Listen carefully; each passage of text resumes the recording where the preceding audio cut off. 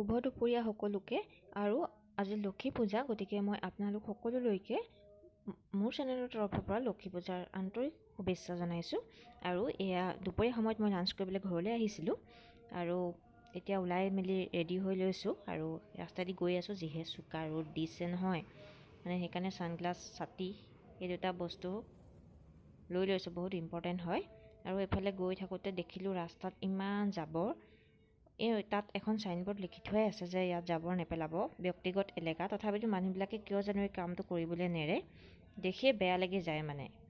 আৰু এয়া গৈ আছোঁ লাহে লাহে। দিনটো অফিচৰ কামৰ মাজতে ব্যস্ত থাকিলোঁ আৰু এয়া সন্ধিয়া ঘৰ আহি পালোহি। আজি পিছে অকণমান সোনকালে আহিলোঁ যিহেতু লক্ষী পূজা। ঘৰ আহি পোৱাৰ পাছত গা পা ধুই মই আহিলোঁ।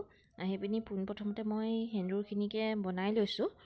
মই ভালকৈ বনাব নাজানো, পিছে আগতে বনাই পোৱা নাই, গতিকে ভাইটিহঁতে মানে মোক কৈ আছে আৰু এনেকৈ কৰ তেনেকৈ কৰ, আৰু মই সেইমতে কৰি গৈছোঁ।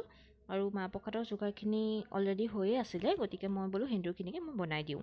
আৰু আপোনালোকে লক্ষী পূজাৰ আয়োজন কেনেদৰে কৰিছে মোক জনাবলৈ নাপাহৰিব। আৰু এতিয়া মই পোনপ্ৰথমতে লক্ষী দেৱীক ফুট এটা দি লৈছোঁ, তাৰপৰা বাকী সকলোকে দিব লাগিব। আৰু আমাৰ থাপনাখন কেনেকুৱা লাগিছে জনাব।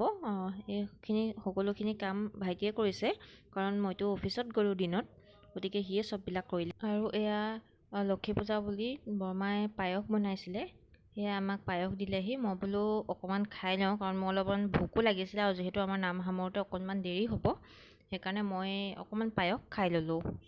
আৰু এতিয়া আমাৰ ঘৰত পাঁচালি পঢ়ি থকা হৈছে, তাকে মই অকণমান ৰেকৰ্ড কৰি ৰাখিছিলোঁ আৰু আপোনালোকৰ লগতো শ্বেয়াৰ কৰিলোঁ। আৰু মই অৱশ্যে আজি নামত বহা নাই। নাম সামৰোতে আমাৰ প্ৰায় 9টামানেই বাজিলে, আৰু ওচৰৰ বৰমা খুৰী তেওঁলোককো প্ৰসাদ বিলাই আহিলোঁগৈ। আৰু এতিয়া মই বিচনাখন পাৰি লৈছোঁ।